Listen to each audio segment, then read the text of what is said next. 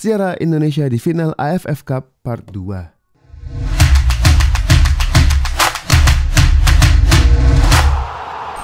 Kali ini, Football United akan menganalisa kekalahan timnas di AFF Cup 2010 sewaktu kalah menyakitkan lawan Malaysia dan di 2016 sewaktu kalah lawan Thailand.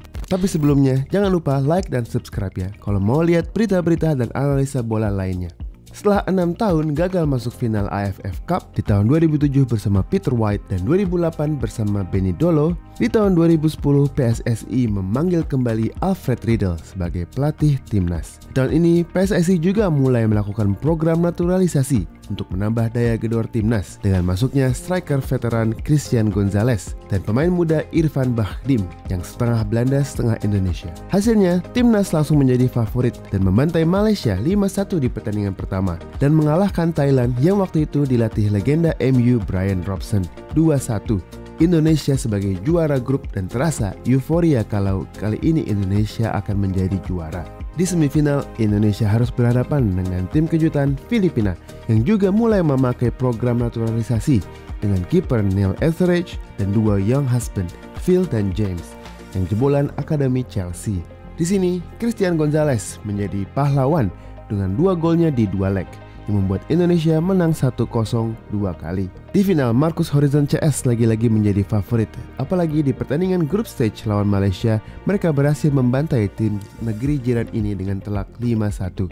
Tentunya, di final akan sama bukan? Nyatanya, rivalry antara Indonesia lawan Malaysia yang sangat sengit membuat final ini lebih ditentukan oleh hal non-teknis, khususnya insiden laser di menit 52 leg 1, di mana kiper Marcus Horizon disinari laser oleh penonton di Bukit Jalil yang membuat tim Indonesia walk out dari lapangan. Hanya beberapa menit setelah pertandingan dilanjutkan, timnas kelihatan kehilangan konsentrasi mereka dan malah kebobolan 3 kali dalam waktu 12 menit. 12 menit yang penuh pilu bagi fans Indonesia. Banyak yang tidak percaya kalau Indonesia bisa kalah 3-0 dari Malaysia, sampai muncul rumor kalau pemainnya disuap. Tapi ini disanggah oleh striker veteran Bambang Pamungkas yang menyatakan kekalahan ini lebih karena respon timnas yang berlebihan dari insiden laser. Jujurnya, kita merespon insiden sinar laser dengan terlalu berlebihan. Hal tersebut membuat kita kehilangan konsentrasi selama 10 menit. Dan dalam 10 menit itulah Malaysia mampu mengambil keuntungan dan mencetak 3 gol. 3-0 untuk Malaysia dan top scorer mereka Safi Sali mencetak 2 gol. Tapi ini sebenarnya belum game over. Di leg kedua, fans Gelora Bung Karno terus berkuat dan tim Garuda menekan Malaysia dari awal, namun peluang demi peluang gagal dimaksimalkan.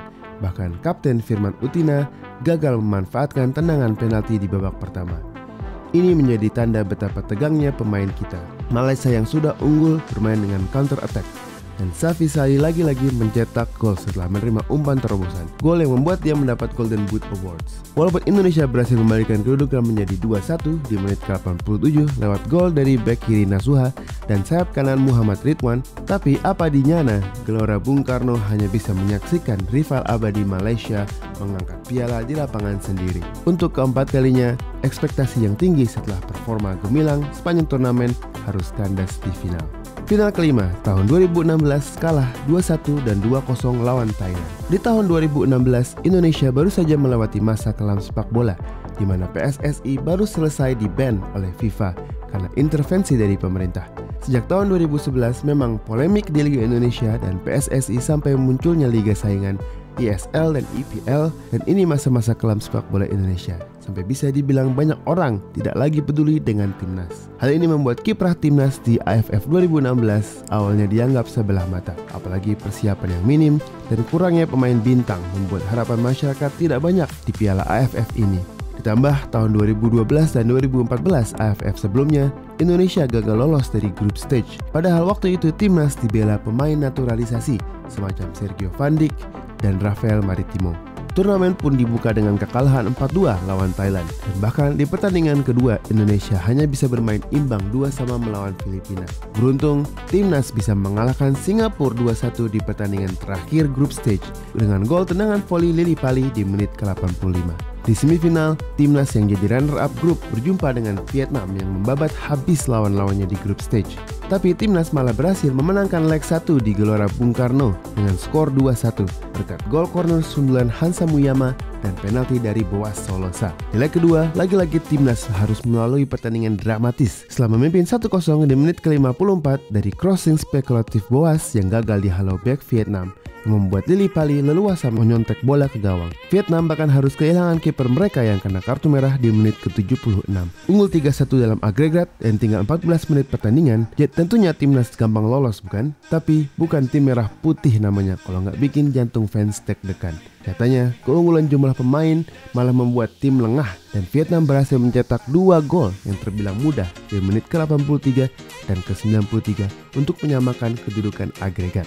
Beruntung setelah mencetak gol, gantian tim Vietnam yang lengah dan Ferdinand Sinaga mendapat kesempatan one-on-one lalu harus dijatuhkan oleh bek Quy Ngoc Hai yang harus menjadi kiper karena kipernya Vietnam terkena kartu merah. Mana hati Les Susan pun mencetak gol penaltinya di menit ke-97 untuk memenangkan semifinal ini. Super dramatis. Bring on Thailand in the final. Lagi-lagi di final Indonesia menjadi underdog. Thailand yang selama putaran grup dan semifinal menang 5 kali berturut-turut adalah favorit juara. Dan benar saja di leg 1 bermain di kandang, 30.000 penonton yang memenuhi Stadion Pakansari Bogor menjadi saksi dominasi Thailand. Timnas sendiri bermain dengan formasi 4-4-1-1 dengan Lili Pali menjadi gelandang serang di belakang striker tunggal Boas Solosa. Sedangkan Thailand bermain dengan 3-4-3 hybrid 3-5-2, formasi yang musim itu melakukan comeback setelah dipakai oleh Antonio Conte bersama Chelsea. Apalagi dengan cederanya Andik Firmansyah di menit ke-20 semakin mempersulit tugas timnas. Dominasi Thailand terbukti dengan ball possession 61% dibanding Indonesia yang hanya 39%. Dengan 3 back mereka leluasa untuk membangun serangan dari belakang. Dan formasi 3-4-3 juga membuat wingback mereka Tristan Do dan Krokrit Tawikram leluasa naik ke depan. Dan di menit ke-33 crossing manis Krokrit berhasil dimanfaatkan oleh top scorer turnamen dan legenda AFF Cup Terasil Dangda dengan sundulannya. Di babak kedua Indonesia mencoba menekan dan meningkatkan tempo. Dan walaupun Thailand masih menguasai pertandingan, tapi tendangan spekulatif Rizky Pora dari luar kotak penalti yang deflektif namun masuk ke gawang membangkitkan semangat tim. Dan 5 menit kemudian Hansa Muyama berhasil mencuri gol kemenangan di leg 1 lewat sundulan dari corner. 2-1 untuk timnas, keunggulan tipis yang bisa dibawa ke Bangkok. Di Bangkok, Thailand lagi-lagi mendominasi pertandingan dengan 62% possession. Dan timnas tidak mampu mengimbangi, apalagi tanpa dukungan supporter layaknya di Bogor. Bukti, sepanjang 90 menit timnas tidak memiliki shot on target sama sekali. Skema 3-4-3 yang dipakai oleh pelatih Thailand Khettisuch Senamuang benar-benar membuat dominasi Thailand hampir total kontrol. Legenda Thailand ini juga mengambil keputusan yang tepat untuk start dengan Sirok Chatong setelah sebelumnya striker jangkung ini menjadi cadangan di pertandingan terakhir.